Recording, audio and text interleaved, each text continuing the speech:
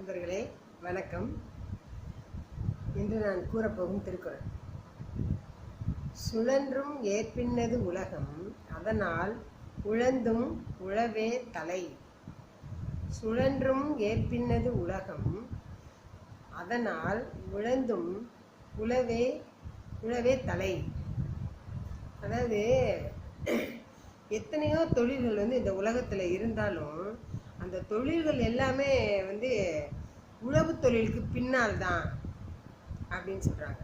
அதனால் இந்த எத்தனை துன்பம் வந்தாலும் இன்பம் வந்தாலும் இந்த உழவு தொழில் ஒன்றுதான் உலகிலே தலைமை தொழில், தலையாய தொழில் அப்படின்னு சொல்லி சொல்கிறாங்க.